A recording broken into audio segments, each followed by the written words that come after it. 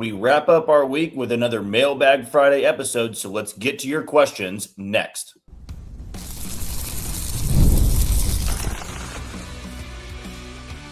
You are Locked On Royals, your daily Kansas City Royals podcast. Part of the Locked On Podcast Network, your team every day. You are tuned into another edition of Locked On Royals and the Locked On Podcast Network. As always, I am your host, Jack Johnson, and you can find me on Twitter at JohnnyJ_15. That is at JOHNYJ_15. You also can listen to us on wherever you download your podcast. That can be Spotify, Apple Podcast, Amazon Music, Google Podcast, Odyssey, and YouTube. Just be sure to hit the follow button and subscribe. For you first-time listeners wondering what to expect from this channel, we bring you episodes Monday through Friday, though this week's a little bit different. Didn't have an episode on Wednesday due to work-related reasons, but I'll be making up for it on Sunday morning/afternoon. So anytime I don't have that episode, unless I'm sick or on vacation, I almost always will make it up on the weekend. But our typical schedule is Monday through Friday with those 30-minute episodes. You also can check out the Locked On Royals postcast, which is hosted by Chance Lebo, where he will go to you live for about 15 to 20 minutes after the game. Before we get started, I want to tell you today's show is brought to you by FanDuel. Right now, new customers can bet just $5 and get $150 in bonus bets if your first bet wins. Head to FanDuel.com to get started today. You can always reach out for your questions on YouTube, on Twitter, and we're going to start things on Twitter with the first question coming from Salvi Enthusiast. I seriously can't stand seeing three batters in their mid-30s taking at-bats. It's getting unbearable. Who in Omaha can actually make a small impact for this lineup? I'm not sold that there's anybody in AAA that can give you the offensive boost that you need. I'm guessing that you're talking about Elias Diaz, Starling Marte, and Lane Thomas. Maybe you're meaning Salvador Perez.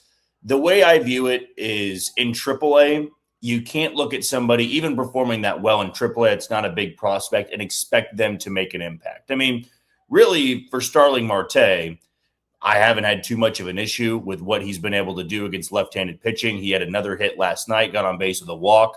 I'm all right with him staying on the roster for the foreseeable future. Lane Thomas, he's now back slumping again, and he's not hitting the ball as well as he was a couple of weeks ago.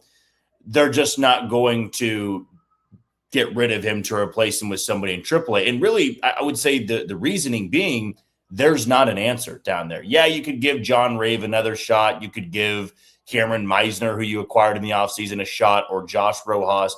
But those guys are in AAA for a reason. And you don't want to solve your offensive struggles at the big league level through AAA. Unless you have a top prospect, and the Royals don't have one yet at the AAA Omaha level. This one's coming from Sam. Why is Carson Roccaforte not in Omaha yet? With Roccaforte, I'm all right with them slow playing this a little bit. We have to remember that it is May 15th after all. And Carson has been pretty good to start the season, but also continue to do that until maybe mid-June. If he's still doing this in mid-June, then I think I would be all right seeing him get to Omaha by the middle of the summer. I wouldn't rule out a September call-up, but you don't need to rush Carson Roccaforte. Right now, there wouldn't be any at-bats that he'd be getting at the big league level. You're not taking at-bats from Jack Caglione. You're not taking at-bats from Kyle Isbell, Lane Thomas, and you're not taking at-bats from Isaac Collins. There's not really that opportunity yet in Kansas City. And when there's not an opportunity in Kansas City, you don't need to rush him to AAA just because he started the year pretty well for Northwest Arkansas. So I would love to see him play well for the next month or so, and then we can reevaluate at that point. This one's coming from John. What is your view of Lugo's comments about ABS challenge usage in his last start? There appears to be a disconnect between players and coaches. The ABS system is always going to be a challenge for everybody to get on the same level. You would like for your catcher and pitcher to be on the same level because Salvador Perez, when he's behind the plate, he seems to have a pretty good idea of what is a strike and what is not. Elias Diaz clearly had no idea what a strike or a ball was on Tuesday night. I mean, there were multiple pitches he decided not to challenge, and that might have set Seth Lugo's start back a little bit. And I'm sure that's where Lugo's frustration is coming from. Of when I'm making these pitches in these spots, either the umpire's got to reward me or my catcher has to reward me. When it comes to Elias Diaz, even if he's not that great at challenging, guys, I'm not sold he's going to be on the roster that much longer. I mean, he's really only up in Kansas City until Salvador Perez either A, gets really hot offensively, or B, there's just no more issue of the hip or anything like that. There's the only reason that Elias Diaz is on the roster is because Salvador Perez wasn't 100% healthy. But you have to be better behind the plate for your pitchers. The pitchers also deserve some blame as well, because a couple of missed calls here and there, that cannot derail the rest of your start. And we talked about that in yesterday's episode. And clearly Chris Bubich did not, get the memo, although I know Chris Bubich wasn't watching or anything like that, but he wasn't as aggressive. Another 30-pitch inning, and it only unraveled from there, and it was another starter not giving you a quality start. This one's coming from Royal Husker. Do we get through another season of no coaching changes? It sure appears to be so. I want to say that every once in a while I do get a question like this, and whether I was a big Matt Quatraro supporter or not, I'm just going to tell you what I believe to be the reality of the situation. They are not going to fire Matt Quatraro unless they were to lose 110 or 115 games. I mean, they're not going to fire him if the Royals go 79-83. It's just not going to happen. They're not going to fire him when they're 19-25. So like I said earlier this week, I've been doing this podcast now for 3 years. All of those seasons, Matt Quatraro was the manager. And not one point did we ever have an overwhelming response of, I love that Matt Quatraro is the manager of the Royals. There is a lot of back and forth. And I stand by this opinion of nobody in baseball loves their manager. Even if you're a multiple-time manager of the year winner, people will criticize the manager because it's a coaching position that a lot of people criticize. We do it in all sports as well. But if you really are believing the Royals are going to fire Matt Quatraro, I can tell you from my end, that's not happening anytime soon. It would take an absolute catastrophic season for him to be let go. If the Royals do not meet their standards, what they set out to strive for, then they will probably be more aggressive in the offseason and go, all right, to build a winning ball club, we got to spend more. We got to be willing to trade away prospects to build a roster that doesn't have a floor of 70 to 75 wins. Our floor needs to be 82 wins, and anything above that is what we expect to win this division. And I'm not going to rule it out 44 games into the season. I was talking to a buddy about this, and I was also talking to Chance Lebo about this.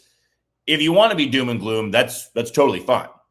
I mean, I'm not going to tell you how to be a fan, and there's no guarantee that me hanging on to an optimistic outlook means the Royals are going to turn it around. I just choose to, right? I'm like, I got to do this podcast every single day. If I were to speak into this camera every day and go, I don't know why you guys are listening, this team sucks, they need to get rid of everybody, I'm not sure it'd be as enjoyable of a podcast. Maybe for some of you it would be, but I look at it this way. They're 44 games into the season. They'll play another 44, of course. That'll get them to 88. At that 88 game mark, they'll have 74 more games after that. So we're going to go through a lot of ups and downs is what I'm saying. It will not be the last time they get swept, probably. There will not be, this stretch of 30 games where the Royals win 29 of them. It's not going to get that great, right? You're going to go through some ups and downs until the Royals find that level of consistency. And right now, they don't have the consistency. But I'm also not going to say that the coaching is why they're there. I think it's pretty obvious why the Royals are where they are. They've had far too many inconsistencies. The rotation is now struggling where the offense has seemed to pick it up of late. The offense was terrible to begin the year. So was the bullpen. When you have all those things all over the place, that's why you're losing. And to me, that's more talent than you have a coach or a manager that's making the wrong decisions out there. I mean, last night they lost 6-2. You don't blame the manager for losing 6-2. You blame a starter that didn't have his best stuff. You blame the offense that couldn't do much off of a guy who's really been struggling. And we've kind of had that same song and dance for a lot of losses this year. Matt Quatraro has also contributed to some of the losses this year where you put out a bad lineup or you don't have a good bullpen decision, right? But I also look at losses like last night and go, that's not you picked the wrong guy. On Tuesday night with Matt Strahm being out there, you gave up the home run. I mean, is that Matt Strahm's fault? Is it his fault that he left Stephen Colican? That can be up for debate as well. But if you're going to make a coaching change, you got to be sure that it's going to solve all of your issues. And I don't think the Royals view it that way. They don't see it being, we got to clear house with all the coaching staff, and that will get us going. To me, it's about the players that got to start playing up to their standards. Okay, we'll take our first break of the show. When we come back, still plenty of questions to get to next on Locked On Royals. The NBA playoffs are in full swing and every possession matters. If you're looking to get even closer to the action, FanDuel has a great offer to get you started. Right now, new customers can bet $5 and get $150 in bonus bets if your first bet wins. That's right, turn $5 into $150 in bonus bets just for getting started. And you guys know that I love using FanDuel during the playoffs because everything I need is right there in one place. I can check the stats, trends, and matchups before making my picks, which makes the whole experience feel a lot more informed. Whether you're looking at player props or just following your favorite stars, it adds another level of excitement to every game. It's a really easy app to navigate, and it makes playoff basketball even more engaging from start to finish. Head to FanDuel.com to get started today. That's FanDuel. Play your game. For my pick, I am going to go to tonight's game, Royals and Cardinals. Give me the over on innings pitched for Michael Wacha. Chris Bubich wasn't the stopper, therefore I'm going to put my faith in Michael Wacha, who's really been the only one to have consistent starts this season. Also want to tell you about Rocket Money. If you've ever opened your bank account and thought, where did all my money go? You're not alone. Keeping track of subscriptions, spending, and bills can get overwhelming fast. That's where Rocket Money comes in, helping you take control of your finances all in one place. It tracks all your subscriptions in one spot and can help cancel the ones you don't need with just a few taps. It automatically categorizes your spending so you can actually see where your money is going, and you can set budgets, get alerts, and stay on top of upcoming bills. It just makes everything feel more organized and gives you a clearer picture of your finances day to day. Rocket Money is a personal finance app that helps find and cancel unwanted subscriptions, monitors your spending, and helps lower your bills so you can grow your savings. Let Rocket Money help you reach your financial goals faster. Join at rocketmoney.com/lockedon. That's rocketmoney.com/lockedon. Back here on Locked On Royals and the Locked On Podcast Network, I'm your host, Jack Johnson, and you can find me on Twitter at JohnnyJ_15. Want to tell you about the Everydayer Club. Don't forget to check out the Everydayer Club for ad-free episodes and access to a group chat with me and other listeners of this show. Tap the link in the show notes or go to the URL link, and they will be able to take you from there. Let's move on to our next set of questions, beginning with James. When should this team start looking at making a trade? Takes two sides to trade, right? You can be willing to trade and you can go out there and make phone calls, but that team may not be willing to meet that asking price. And this early on in the season, you do make a trade, you are giving in to a team's asking price. You go out there and you try to better the big league roster, they are going to be asking for the moon because they're going to say, well, if you like this guy, right? Let's use the Angels, for example. You want Joe Adell, who the Royals were rumored to be interested in. The Angels are going to say, well, we can always trade him at the deadline, and we know we're going to have tons of suitors, and you don't have a great farm system. Therefore, if you want him right now, it's going to take X, Y, and Z. You can make small trades here and there, and I guess my question would be, what would you try to go out there and trade for? To me, it would be a bullpen arm. It'd be a bullpen arm or two to lengthen out that group, get more power in the back end of the bullpen. It'd also be the most affordable. You want me to put a date on it? I'll say by June 1.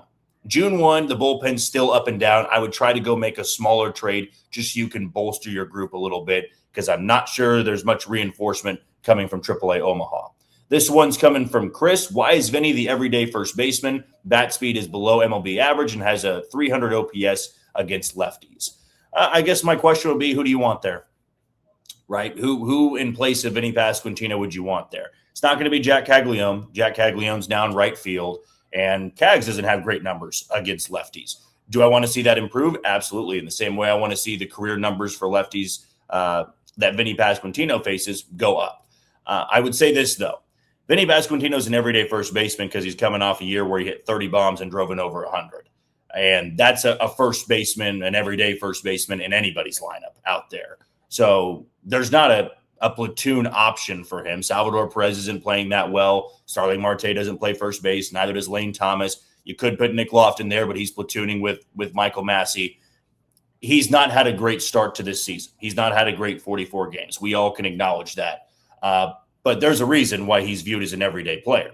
I mean, you hit 30 bombs and driving over 100. I don't care if it's a one-off or not. And it's not, because he has had successful seasons before. That's why he is the everyday first baseman of this baseball team. Next one's coming from Josh IQ. On a scale of 1 to 10, what's your confidence level at the Royals becoming more consistent in finding a way to win the division? Same question, but confidence level to win a wild card spot. The good news for the Royals is that the American League is so wide open. It's not that it'll stay that way all season long, because other teams are viewing it that way. You know, if you're Boston, who was completely buried, fired their coach, fired their entire coaching staff, you're saying there's still a path for us. We have a really tough division with the Rays and the Yankees playing well, but there's a path for us. In the same way, the Mariners are not panicking and the Athletics are not panicking and the Rangers aren't panicking. They all know that it's early on. You can only use that, though, for a chunk of this season. You can get 81 games in. You kind of know who you are at that point. It's going to take some ridiculous stretch for you to get into postseason contention.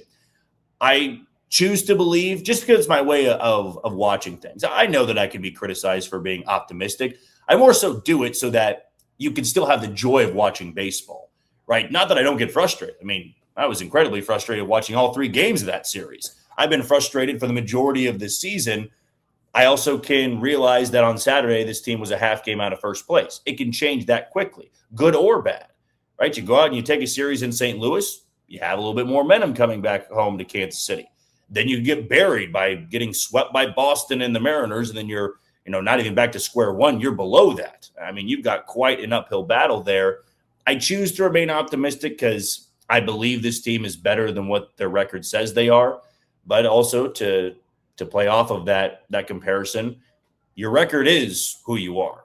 I mean, there's not a run differential that tells us they're better than 19 and 25. There's not any advanced analytical numbers that tell us. I'm more so going off of the baseball card of a lot of these guys, and most of them are underperforming, and it's got to get better if they expect to be in any postseason spot or close to that moving forward.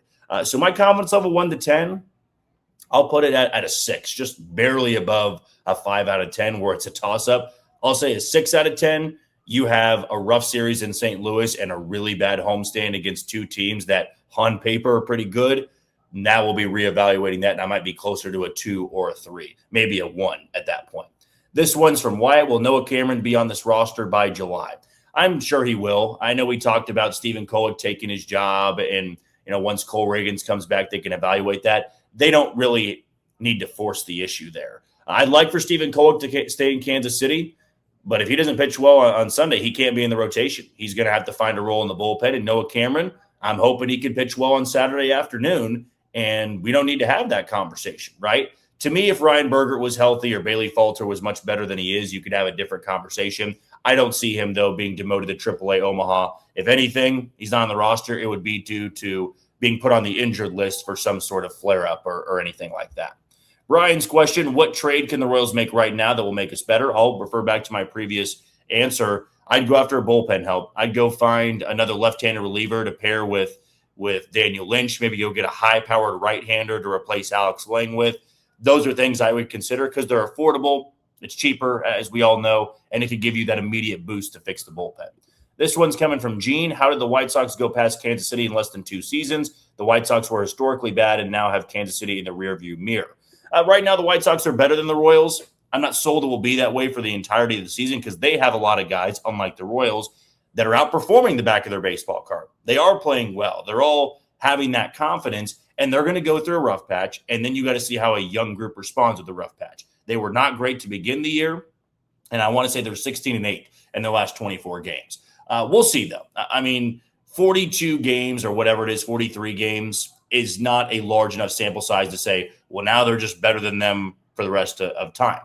They've been able, through some awful seasons, to unload some talent and hit on some prospects and hit on some draft picks from having top 5 selections, right? So naturally, they're kind of in that window of this is how you get better because you have multiple top draft picks, you trade away guys, and you get talent for it. And Chris Getz, the GM, the former Royal, he's done a good job on hitting on a couple of those guys. Crazy Royals and Chiefs fan, if the season ended today, does Bobby Witt Jr. stay in KC and waste his career or does he leave? He will be staying in Kansas City for the foreseeable future. Brian's question, are you as depressed as looking at the AAA roster as I am? I mean, it's not a great roster. There's not a lot of pitching depth. There's not a lot of big-time offensive talent, and it's been that way for the last couple of years. I do get a lot more excited, though, looking at Quad Cities and looking at AA Northwest Arkansas for some big league help in the next year or two. Walk a season. Will the pain ever end, Jack? Never-ending cycle of getting hot and getting very cold at this point. And that's really been the Royals season. They're just inconsistent, and that's not the recipe for a good baseball team.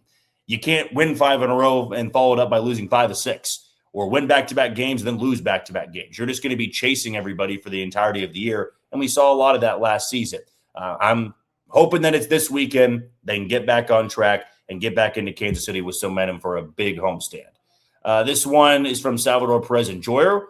Will the Royals drop Salvi in the order sooner rather than later? It's going to take Kaggs or Jensen moving their way up, and I would make that change right now. I don't know why Salvador Perez is still hitting cleanup. The numbers aren't there. He had a little bit of a hot stretch. Take the pressure off his shoulders. Hit him 7th in the order or 6th if you want to move him just a bit higher, but I would rather have Jack Caglione or Carter Jensen hitting cleanup for this team. Chipper's question, why doesn't Q play Kaggs and Carter every day? How much worse can it get? To me, it's more so about showing you can hit lefties in a limited sample size. You want them to play every day. They can't be striking out 45% of the time and only get one hit every 15 tries against a lefty, whether it's a starter or a bullpen guy. They got to show more than that. I know it might be unfair that they have a smaller opportunity, a smaller window to perform against lefties, but that's how you get into the lineup every single day. When you stay in there against a reliever, show us that you can hit him. And for Jack Caglione, we can only really remember his big hit against Drew Pomerantz, but other than that, he hasn't had really any success against lefties, and Carter would be the same there as well. This one's coming from Dustin. Should the Royals invest more into international scouting department? Teams with the most invested in this seem to have consistent talent success and can get team-friendly deals done. Maybe that would be something they can look into. They have improved in that department over the last couple of years. They've hit on guys like Kendrick Churio. I do like Daniel Vasquez a lot, but there was a long time where the Royals didn't hit on anybody. And that was more so when they were winning a lot of baseball games. So I don't know if I'd make too many changes right now. I will say that I wish they'd be more active in the Japanese market. I mean, we saw what Munetaka Murakami has been able to do. I mean, even Jung-Hoo Lee, but he's, from Korea. I would love to cast as wide of a net as possible and see where you can find talent or maybe nobody else is looking. All right, we're going to take our final break of the show. When we come back, we'll wrap it up with our questions over on YouTube next on Locked On Royals. Workplace chaos, deadlines stacking up, inbox overflowing, and the one position you have to fill still sitting open. When the pressure's on and you need the right hire, this is a job for Sponsored Jobs. Indeed Sponsored Jobs helps you reach the people who actually fit what you're looking for. Skills, experience, location, so you're not just hoping the right candidate stumbles across your post. And here's a stat that says it all. In the minute I've been talking to you, companies like yours made 27 hires on Indeed, according to Indeed data worldwide. So if you're hiring, spend less time searching and more time interviewing candidates who check all of your boxes with Indeed Sponsored Jobs. And listeners of this show will get a $75 sponsored job credit to help you get your job the premium status it deserves at Indeed.com/podcast. Just go to Indeed.com/podcast right now and support our show by saying you heard about Indeed on this podcast. Indeed.com/podcast. Terms and conditions apply. Need to hire? This is a job for Indeed Sponsored Jobs. Wrapping up this Friday edition of Locked On Royals and the Locked On Podcast Network, I'm your host, Jack Johnson, and you can listen to us on wherever you download your podcast. All right, let's jump over to YouTube. This one's from Dustin. Time to start shopping the pitching. Waka and Lugo can still get you prospects. And I go back to my answer on the trade market. Teams are not going to be as willing to jump all over a trade on May 15th. Trade deadline, we can have a different conversation. We also got to factor in Michael Waka and Seth Lugo are mid-30s pitchers, and they have expensive contracts. You're not going to get the prospects maybe that we all think they might. Great numbers are not going to be enough. You got to find, maybe a team that is willing to take on that entire salary and give you prospects, but you may also not get a great prospect if they're eating all of that money. But no, it's not going to happen this early on in the season. Not 2 guys in the rotation when you're already pretty depleted when it comes to starting pitching depth. John's question, is it time to let Kaggs and Jensen play every day? To me, my stance has kind of remained the same. Show me you can do something against lefties more than just one big swing. You stay in there against the left-handed reliever, have a couple of hits or have one big hit. And then you can go out there and start against, lefty that's not as difficult. I would have maybe tried at least Carter Jensen the other night against Anthony Kay. Jack Caglione, though, he's really struggled against lefties. I get it. You got to have the repetition. But at the big league level, you got to show in a smaller sample size you can be productive before you get those everyday at-bats. This one's from Logan. You know why Kurtz is on a tear right now? Because his manager didn't sit him for a 37-year-old bench player even when he wasn't hitting well. Is Q more concerned about developing vet bench pieces or first-round draft picks? I mean, it's kind of the approach of this team is in a win-now mode. They're not in a, well, just let him hit his way through it. Because, I mean, we look at the numbers, guys. Jack Caglione doesn't hit lefties, and Carter Jensen really doesn't either. And Starling Marte and Lane Thomas, whether you like him or not, they have better numbers against the lefties. I love watching Jack Caglione play. I love watching Carter Jensen play. But at the end of the day, you have to show that you can do it.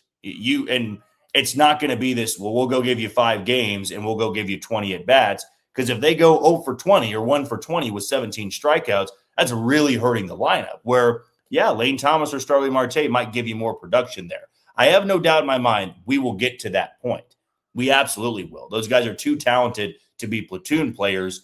They just have to be much better than they are right now. With Kurtz, he was hitting righties and lefties from the start. He never really struggled at any point in his big league career. This one's from Armageddon Sports. Should the Royals consider bringing back Brady Singer in a trade at the deadline? He should cost less considering he's a rental. I don't see him doing that, and he's also not been very good this year. He was great in his final year in Kansas City, but to me, if they're going to bring in anybody else, it'll be a younger guy with more team control, if you will, than Brady Singer has. Elizabeth's question, a few questions. Do you think we should have traded Reagans now that he's not healthy? And what about some segments about some prospects in the farm system? I know you interview some, but maybe some prospects that aren't as well known. We might actually have that next week. I'll be on vacation later on next week, and I'm going to be doing a couple of interviews. So we might have some guys on that very much specialize in minor league talk, and should have a lot of fun in doing that. As for Reagans, it's kind of the hindsight 2020 approach, right? When you sign somebody and they're not very good, you would say, well, hindsight 2020, I probably wouldn't have signed that player because they weren't good. But if we were to go back to December, whenever it was, January, and that Jarren Duran, Cole Reagans trade was on the table, well, also Jarren Duran's not been very good this year. But we all would have said, no, I'm not trading Cole Reagans. He's got years of control. He's the number one of this staff. And we're not making that trade. I mean, a lot of people were saying Jarren Duran alone is not enough. And Boston fans are probably going, we should have traded Jarren Duran and just taken what the Royals were offering at that point in time. We can look back and say he's not healthy. It's another year where he might be bitten by the injury bug. Yes, that is absolutely something you should consider. But I also don't know if I always enjoy playing should we have traded this guy or not sign him because they weren't very good. We'll see what Cole Reagans looks like when he comes back from the injured list. He doesn't pitch well at all. Then you're going to have that hard conversation going into the offseason of what do you do with him? I mean, you try to move him. Do you just plan around him? Like, let's just make him the number 4, number 5 starter and fingers crossed he's healthy. Do you move him to the bullpen? Those are all things they're going to have to contemplate over those couple of months at the end of the season. Next one's coming from Wilson. Do you think if Reagans has another injury this year, they would ever consider turning him into a closer, kind of like Wade Davis? I did bring up bullpen there. I find it unlikely. He does have bullpen experience when he was in Texas, but I don't know if they view him as a closer. His value is as a starter. However, I mean, you bring up the point. He has another injury. He can't stay healthy. He can't give you 30 starts a season. Then you do have to say, well, where else can we get value for him? And that could be as a fireball arm in the back end of the bullpen, because we already talked about the Royals' inability to have that power stuff out of the back end of the bullpen. Grant's question, I was on Baseball Reference today and saw Bobby Witt Jr. stat that blew my mind. Bobby has a 371 OPS when the Royals are ahead and a 1.262 OPS when they're behind in the game. Why do you think that difference is so large? Really, that is quite an oddity and a great stat that you found. I would have thought that it might have been the reverse a little bit of when everybody's hitting, everybody's going well. You see some of those really impressive performances, but honestly, I'm kind of glad it's that way. I don't want to see a 300 OPS or whatever it was. But when you're trailing and you need to start a rally, you need to drive in some runs. I want my star player to be good in those spots, not when maybe the game is already out of hand. This one is coming from Abrunt. Do you see the White Sox trading Murakami for a huge haul of prospects? I really don't, not this year. I mean, that would just go against everything the White Sox are trying to do. It would send a message to their team of, you guys aren't close. We got to continue getting prospects. But I will say this. He's not going to re-sign with the White Sox, not with the teams that now realize they made a big mistake in not giving him that contract this year because they were scared of the swing and miss in the zone.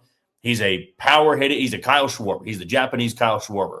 To me, when he hits the free agent market, he's going to get a very expensive deal. And the White Sox know that, but they're going to try to capitalize on a young team that's trying to win right now.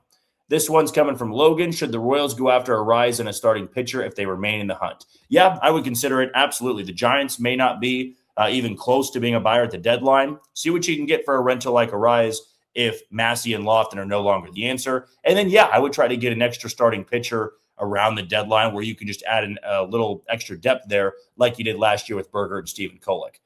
This old detailing dude asks, regarding second, I hope Massey and or Lofton are the answer. Their history would indicate otherwise. If those two cannot win the position or stay healthy, do you see the Royals going for Luis Arraez? Funny enough, we just answered that. I could see a world in which that does happen because they had previous interest a couple of years ago.